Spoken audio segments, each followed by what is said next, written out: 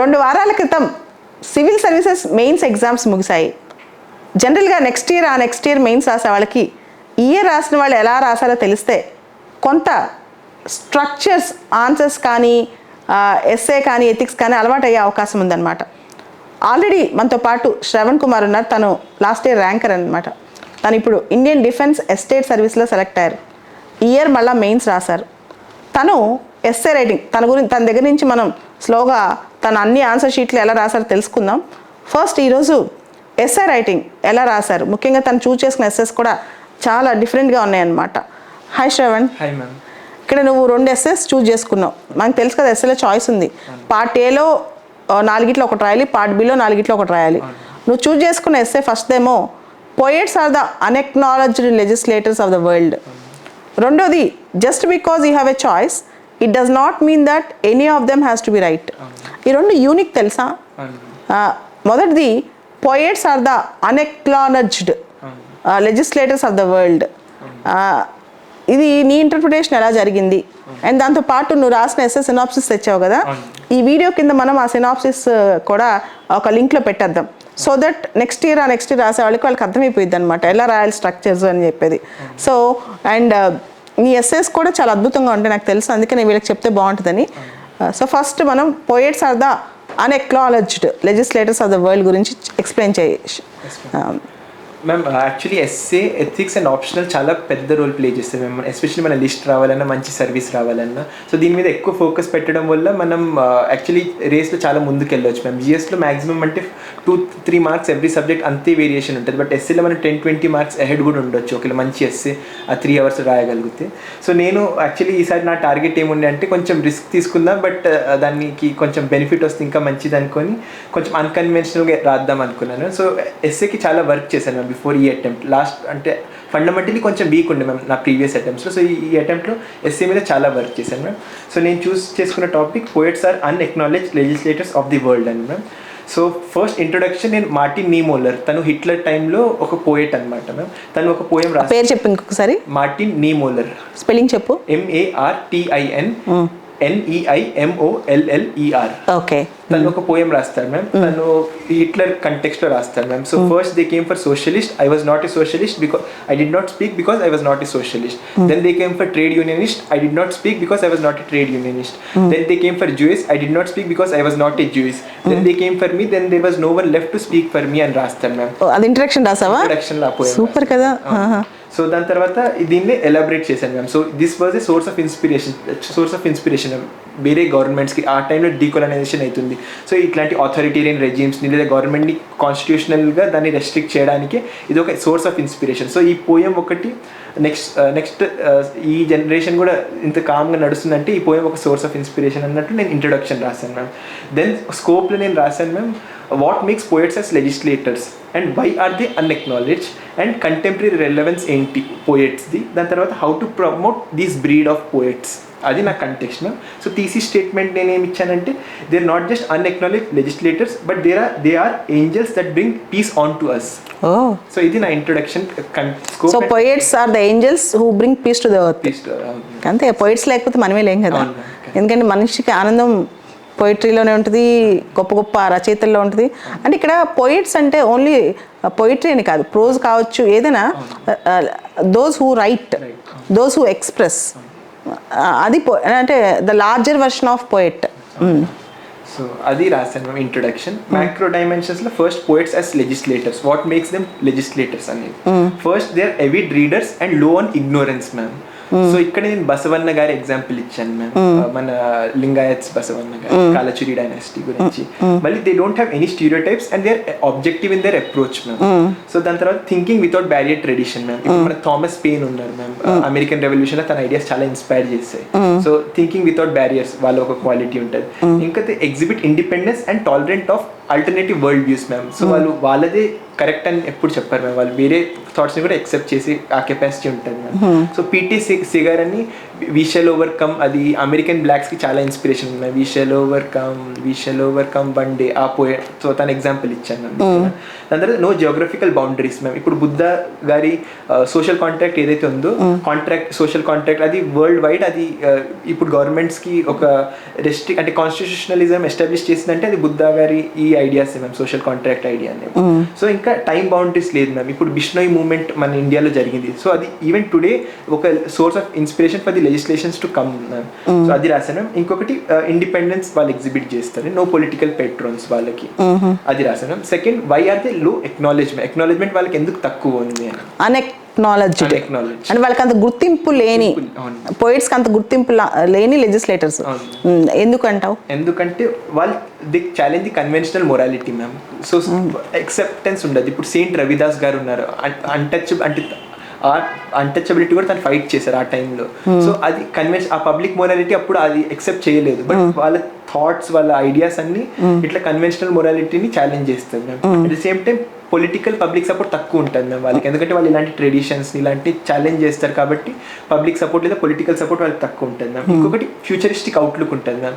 So అది difficult to comprehend, మనం అర్థం చేసుకోలేము. వాళ్ళు రాసి ఐడియాస్ కూడా చాలా ఫ్యూచరిస్టిక్ ఉంటుంది. సో ప్రాబ్లీ ఈ ప్రెసెంట్ జనరేషన్కి అది అంత ఈజీగా డైజెస్ట్ కాలేకపోవచ్చు మ్యామ్. సో నేను ఇక్కడ రాజశేఖర పోయట్ కావ్య మీమాంస రాస్తాను మ్యామ్, అతని గురించి ఎగ్జాంపుల్ ఇచ్చాను.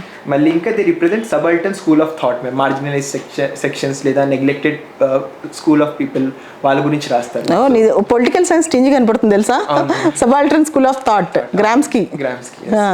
సో ఇంకా లో ప్రొఫెషనల్ ప్రాస్పెక్ట్స్ మ్యామ్, అంటే వాళ్ళు ప్రాబ్లీ దాన్ని మానిటైజ్ చేయలేకపోతారు వాళ్ళ వర్క్ని. సో అది కూడా one of the reason for లో ఎక్నాలెడ్జ్మెంట్. దాని తర్వాత కంటెంపరీ రెలవెన్స్ రాశాను మ్యామ్, అసలు పోయిట్స్ ఈ ప్రెసెంట్ జనరేషన్కి ఎందుకు అవసరం. సో నేను త్రీ డిఫరెంట్ థీమ్స్లో ఈ టాపిక్ రాశాను మ్యామ్. ఒకటి వార్ గురించి మ్యామ్, ఇప్పుడు ప్రెసెంట్ మనం యుక్రెయిన్ రష్యా తీసుకున్న, అజర్బైజాన్ ఆర్మేనియా వార్ తీసుకున్న. సో వార్ ఒక recurrent theme in present generation. So దానికోసం ఒక పోయిట్ నేను ఒక పోయం, అది పాపులర్ ఫోక్ మ్యామ్. సో నేను దాన్ని ఆన్సర్లో రాశాను ma'am. The war will end, the leaders will shake their hand, the old lady will be waiting for her martyred son, the young lady will be waiting for her beloved husband, the children will be waiting for their heroic father. I don't know who sold my homeland, but I saw who paid the price. ఇది Ukraine war అప్పుడు మొత్తం WhatsApp status అందరూ ఇదే పెట్టారు, the wars will end, leaders will shake their hand, but the old lady will be waiting for her martyr son. చాలా అసలు చూసి అందరికి కళ్ళ నీళ్ళు వచ్చాయన్నమాట. సో అది అక్కడ రాసావా? ఓకే. దాని తర్వాత ఎక్స్ప్లెనేషన్ ఇచ్చాను కొంచెం, హౌ డు లైక్ ఎలా మల్టిపుల్ లెవెల్స్లో మనం లెజిస్లేట్ చేయాలి ఈ ఐడియాస్ని, వారిని రెడ్యూస్ చేయడానికి, international level, national level, regional level. So ఇది ఒక థీమ్ మ్యామ్. నెక్స్ట్ థీమ్ ఏమో డెమోక్రసీ వర్సెస్ అథారిటేరియనిజం మ్యామ్. ఈ మధ్య ప్రెసెంట్ ట్రెండ్ చూస్తున్నాం మనం, ఇండో పెసిఫిక్ తీసుకున్నా, ఇంకా వేరే రీజన్స్లో తీసుకున్నా. సో అక్కడ ఒక పోయం రాశాను ma'am. Together united, divided we fall, Quad's time has come, will they answer the call, Japan got brain, US the brawn, Australia got geography, India's the dawn. Delhi has been elected while we need her the most. If we fail, we'll be haunted, democracy's ghost. So ఇక్కడ నేను explanation ఇచ్చాను democracy ఎందుకు, democracy virtues ఏముంటాయి, so అది ఎలా లెజిస్లేషన్లో తీసుకొని వస్తే countries welfare, at the same time వసుదేవ కుటుంబకం, మన వరల్డ్ వెల్ఫేర్ ఎలా జరుగుతుంది అది రాశాను. ఇంకా థర్డ్ లాస్ట్ ఇంకొక కంటెంపరీ రెలవెన్స్లో ఈ మధ్యలో చూస్తే మనం యూరోపియన్ యూనియన్ చూసినా, ఎక్కడ చూసినా హైపర్ నేషనలిజం, ఇల్లిబరల్ థాట్స్ వస్తున్నాయి మ్యామ్. సో క్లోజ్డ్ అవుతున్నారు, చాలా ఆటారిటీ అనేది పెరుగుతుంది. సో నేను ఒక మన అరవిందో ఘోష్ గారు ఒక పోయం రాస్తాను, nation is not a piece of land, nation is not a collection of human. Nation is not a piece of earth, nation is not a figure of speech, nation is not a fiction of mind, it is a goddess, Bhavani Mahishasura Mardini. Political science again. So ఈ poem రాసాను. దాని తర్వాత ఇంకా civic nationalism ఎలా promote చేయాలి, ఇంకా promote virtues of Vasudeva కుటుంబకం, మన మహా ఉపనిషత్తులు అది రాసాను. కంటెంపరీ రెలవెన్స్ లో డిఫరెంట్ ఐడియాస్ ఇచ్చాను మ్యామ్. కంక్లూజన్ ఎలా చేసావు మ్యామ్? ఇంకొక డైమెన్షన్ రాశాను మ్యామ్, మనం పోయిట్స్ ని, ఇంకా పోయిట్స్ వాళ్ళ బ్రీడ్ ని ఎలా కాపాడుకోవాలి, ఇంకా ప్రమోట్ చేయాలి వాళ్ళ వర్క్. సూపర్ కదా. సో ప్రమోట్ గురు శిష్య పరంపర మ్యామ్. యాక్చువల్లీ మనం ఈ పోయమ్స్ రాయడం, మన ఐడియాస్ ఎక్స్ప్రెస్ చేయడం ఈ కంటెంపరీ ఎడ్యుకేషన్ లో పాసిబుల్ కాదు మ్యామ్. సో మన హిస్టరీలోనే చూసుకుంటే ఇది గురు శిష్య పరంపర, కింగ్ పోయిట్ పెట్రోన్ అలాంటిది చూస్తే బెటర్ మ్యామ్. ఇంకొకటి ట్రాక్ 1.5 డిప్లొమసీలో వీళ్ళని ఇంక్లూడ్ చేయడం ఇంకా బెటర్. ఇంకా సొసైటీ సివిల్ సొసైటీ రోల్ గురించి రాశాను మ్యామ్. ఇంకా society of poets as poets వాళ్ళే ఒక ఇన్స్టిట్యూషనలైజ్ చేసుకొని ఎలా ప్రమోట్ చేయగలుగుతారో వాళ్ళ దాని గురించి రాశాను. ఇంకొకటి encourage and enable courage of speaking truth to power tradition. ఇంకోటి థింకింగ్ వితౌట్ బ్యారియర్. ఈ ట్రెడిషన్ అనేది మన చిన్న పిల్లల నుంచి ఎలా అసలు శ్రవణ్ మోడర్న్ డేలో రైటర్స్ పోయిట్స్ చాలా తక్కువైపోయారు కదా కదా. అంటే ఇన్నోవేటివ్ థాట్స్ టెక్నాలజీలో లేకపోతే ఏదైనా ఇన్వెన్షన్లో పెడుతున్నారు కానీ స్క్రిప్ట్ రైటింగ్లో కానీ పోయిటరీ రైటింగ్లో తక్కువైపోయారు. పాత రోజులు అయితే అద్భుతమైన పోయిటరీ బాలగంగాధర్ తిలక్ కానీ శ్రీశ్రీ కానీ తెలుగులో కూడా ఆరుద్ర కానీ ఆత్రేయ కానీ గొప్ప గొప్ప రచయితలు వచ్చేవాళ్ళు. ఇప్పుడు అక్కడ కూడా తక్కువైపోయారు. So we need to promote the breed of poets from regional level to international level కదా. చాలా గుడ్ ఐడియా. ఇంకా కన్క్లూజన్లో నేను నా ఐడియాస్ని రీట్రీట్ చేశాను మ్యామ్. టువర్డ్స్ ది ఎండ్ నేను మార్టిన్ న్యూమూలర్ ఏదైతే ఇంట్రొడక్షన్ ఇచ్చాను ఆ పోయట్ని మళ్ళీ తీసుకొని వచ్చి ఇలాంటి బ్రీడ్స్ మనకి ఇంకా ఎక్కువ అవసరం ఈ కంటెంపరీ. అంటే ఇక్కడ మార్టిన్ లిమూలర్ ఉన్నారా, అసలు అది ఎలా కనెక్ట్ చేసా? నువ్వు చెప్పింది బాగుంది. I'm not a socialist, I'm not a Jewist. Why అసలు తను ఎందుకు అలా చెప్పాడు? తను ఆ హిట్లర్స్ అట్రాసిటీస్ మేము అప్పుడు world war 1 and inter war ఫేజ్లో హిట్లర్స్ అట్రాసిటీస్ ఎక్కువ అయిపోతుంది. సో అందరు ఏమనుకుంటారంటే నా వరకు రారు, నేను ఆపోజ్ చెయ్యను అనుకుంటారు. వాళ్ళ వరకు వచ్చినప్పుడు వాళ్ళకి సపోర్ట్ చేయడానికి ఎవ్వరు ఉండరు మ్యామ్. సో ఆ ఐడియా అనేది చాలా మందిని ఇన్ఫ్లుయెన్స్ చేసింది. లేటర్ ఈ పోయం అనేది చాలా వరల్డ్ లీడర్స్ ఈ పోయం మీద మాట్లాడారు కూడా మ్యామ్ 1945-50 ఫేజ్లో. అప్పుడు అది ఫేమస్. ఇది నువ్వు ఎప్పుడు చదివావు? ఇది నేను ఎస్ఏకి ప్రిపేర్ అయ్యేటప్పుడు చాలా కంటెంట్ నేను అవుట్సోర్స్ చేసుకున్నాను. ఏదైతే యూనిక్ ఐడియాస్ మన వరల్డ్ని ఇన్స్పైర్ చేసిందో టు డూ బెటర్ అనేది దాంట్లో ఈ ఒక పోయం నాకు దొరికింది. చాలా కష్టపడ్డావు చూడండి, చాలా చిన్న వయసులో. Okay, so next essay. Just because you have choice it does not mean that any of them has to be right. Just because you have choice it does not mean that any of them have to be right. Explain that. అసలు ఏంటిది, దీని meaning ఏంటి, నువ్వు ఎలా రాసావు, నువ్వు ఏ విధంగా దాన్ని అర్థం చేసుకున్నావు? ఇప్పుడు మనకి చాయిస్ ఉంది, మనం ఏదైనా చేసుకోవచ్చు, మనం ఫ్రీ సోల్స్. కానీ అది జస్ట్ మనకి చాయిస్ ఉంది, మనం చెయ్యొచ్చు అంటే అది రైట్ కావాలని రూల్ లేదు, అది రాంగ్ కూడా అవ్వచ్చు. సో ఇక్కడ వీళ్ళు కొంచెం ఎక్స్ట్రీమ్ ఇస్తారు. It does not mean any of them అంటారు, బట్ కొన్ని back by certain consideration may be right, certain without certain consideration will be wrong అనేది నా థీసిస్ స్టేట్మెంట్ తీసుకున్నాను ma'am. So introduction ma'am. First నేను మన నేబర్ గురించి, rogue predatory opportunistic neighbour మన పాకిస్తాన్ గురించి రాస్తాను. సో వాళ్ళ చాయిస్ ఏమంటే ma'am Zia doctrine, bleed India with 1000 cuts, minority separation, Bangladesh గురించి, కరప్షన్, ఈ వార్, అదంతా all of this has led to democracy deficit and economic collapse. So adi rasana వాళ్ళ దగ్గర చాయిస్ ఉండేది, they could have done it much better, internal development మీద focus చేసి, but వాళ్ళు wrong path చూసుకున్నారు. So none of them has been right and that has led to their democracy deficit and economic collapse అయింది. ఇప్పుడు మనం present Pakistan చూస్తున్నాం, failed state అంటున్నారు. ఇప్పుడు మన పొలిటికల్ సైన్స్ లాంగ్వేజ్ లో కూడా దాన్ని ఫెయిల్డ్ స్టేట్ అంటున్నారు. సో అది అంటే జనరల్గా మామూలు స్టూడెంట్స్ అయితే ఇది వేరేగా అర్థం చేసుకుంటాను. నువ్వు ఐఆర్ పర్స్పెక్టివ్ నుంచి తీసుకొచ్చేస్తాను. ప్రాబ్లీ థాట్స్ కూడా ఐఆర్ మనం అంత డీప్గా చదివి ఆ ఇన్ఫ్లుయెన్స్ వస్తుందంటావా? సరే.